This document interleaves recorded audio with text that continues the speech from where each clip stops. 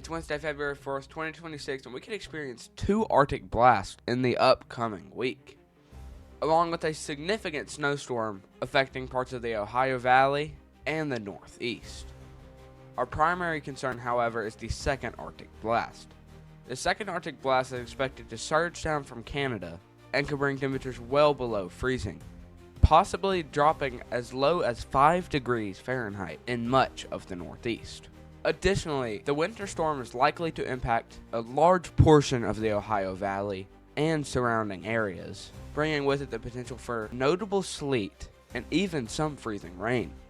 So in today's forecast, I will break down everything that you need to know about these 2 Arctic blasts, where they will occur, when they will occur, and the threat for a snowstorm in the Ohio Valley. And I would like to go ahead and begin with our temperature anomaly, as the temperatures is how we can sort of view these Arctic blasts and where they will occur. So starting off right now, actually nothing is too crazy. Just a little bit of colder temperatures over parts of Missouri and Arkansas, as well as we move on into Wednesday. Like later on today, Wednesday, it stays the same pretty much, just some colder temperatures over parts of the southeast. There's a little bit of warmth in parts of the North Carolina, South Carolina area, trying to sort of clear all that snow that has affected the Carolinas over the past few days. And we have a pretty significant amount of heat up in Canada, into parts of Alaska and the Pacific Northwest, as well as some pretty warm temperatures on the coast of the Washington, Oregon, California area. But as we move later on into the day, these colder temperatures continue to stay more on the east, and as we move on into Thursday, some pretty significant cold in parts of Louisiana, Mississippi, Alabama, as we move on into Thursday morning, as well as some pretty significant hotter temperatures over parts of like Wyoming, Montana, into the Dakotas, into parts of Oregon, Washington. And these hotter temperatures sort of range all the way down to parts of Kansas and even into parts of Oklahoma, as well as a few parts of colder temperatures over in the Colorado area, which honestly could melt some of the snow in Colorado if this continues to stay this warm. But we will continue to have some colder temperatures over much of the northeast and southeast areas. But I just want to highlight the Arctic blast moving in as we move on into Friday. As you can see, this colder air is sort of getting pushed down and just pushing all of this hotter air out of the way, just completely taking it over and just turning it all into colder air on much of the northeast area. This will impact parts of the Michigan, like the UP of Michigan, into Saginaw, Michigan, around the Detroit area as we move on into Saturday morning. And then will impact parts of the Ohio Valley, Pennsylvania, areas like Syracuse, New York, much of those areas moving into parts of like Highland, New Jersey, into even parts of New York City. But this will mainly impact much of the northeastern parts, because as it gets to South Carolina, it sort of starts to go back off into the ocean. That has been a consistent thing, as we did have falling iguanas recently in Florida, but I doubt that will occur with this same system. Still going to get some below average temperatures in parts of Florida, but overall won't be that cold to cause falling iguanas, I don't believe. I guess you would say that. But that moves over parts of like Massachusetts, New Jersey area as we move on into Sunday.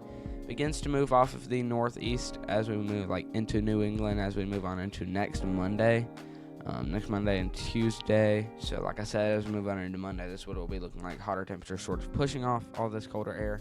This is actually happening all the way up in very north parts of Canada. There's actually there's 2 hotter temperature things, I guess you could say, that are sort of trying to combine into one, but there's actually that colder temperature in between, so it cannot combine into one until it pushes that colder temperature either north or south. And in this case, it's pushing it south, so it is sort of just pushing it all down into much of the northern United States, causing some pretty cold temperatures over much of the United States. I don't believe that's the same case for the next one, but for the second Arctic blast, but I do believe that the first Arctic blast will do the same thing. Alright, now I want to go ahead and take a look at our total snowfall rate, as this is how we can view all of the snowfall that will be impacting the United States over the next 7 to 10 days. But just keep in mind that this is the total snowfall rate, not the accurate falling snowfall rate. So not all of this will be falling at one period of time. This will all be over a certain amount of time, which in this case will be up to 7 or 10 days. But this is going to be how we can view all of the snow that will be impacting the United States over the next few days. So starting off right now, this is what things are looking like over much of the United States. Just a little bit of snow in parts of Oklahoma, actually, more of the western side. Oklahoma, as well as parts of snow in parts of southern Kansas. Some light little snow showers in Colorado, but nothing too crazy, as well as a little bit of snow flurries, and just some little snow showers in parts of Nebraska, which won't be bringing too much snow, but just a little bit to keep an eye on, I guess you could say. But as we move on into the next few days, you can say that this Arctic blast will bring a little bit of snow to Canada, which won't do anything too crazy. But as we move on into Friday, that's when the snow will begin to impact parts of the Michigan, UP, parts of northern Wisconsin, and Minnesota. This will really start to affect much of Canada as well, as we could see some up to 10 to 15 inches of snowfall in parts of mid to north Canada. But we will get some more snow in parts of North Carolina as well as Virginia. And then Michigan will be completely covered. Could even see a little bit of lake effect snow as we move on into Friday in parts of Michigan.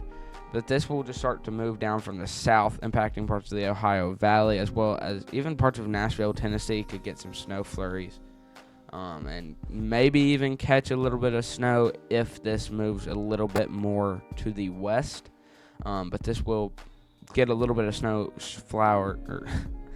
flurries in parts of Virginia Beach, even into Richmond, Virginia, which we actually have a storm chaser that lives out here. So if you're out there watching Moderate Monthly, hey. And then y'all make sure to go subscribe to Moderate Motley. He is a great storm chaser. And then as well as parts of New York, like Syracuse, New York, you get some pretty significant snowfall. Into parts of Indiana, Illinois, into Tennessee, even parts of Huntsville, Alabama can get some snow flurries, but that's really most likely not going to even happen or show up on the radar or anything like that. Some snow could be just off of the East Coast, which could cause some little snow flurries along much of the eastern coast. Not too far in though, until you get up over here. But get some more snow in parts of the northwest, as well as up to probably 40 to 50 inches of snowfall, all the way up until Tuesday, February 10th.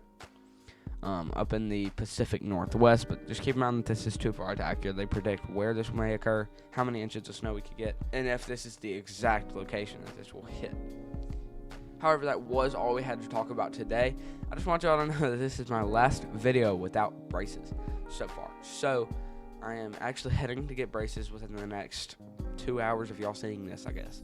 If y'all are seeing this at 7 a.m., about an hour and a half. If y'all are seeing this at 8 a.m., I'm in the waiting room probably. Around 8:15 to 8:30, I'm getting braces. So I will probably post a YouTube short later today, or just do a little live weather briefing if I can. Trying to convince my mom not to make me go to school after I get braces today. But yeah, if so, I'll do a live stream later on today. But that was all we had to talk about today about the winter storm.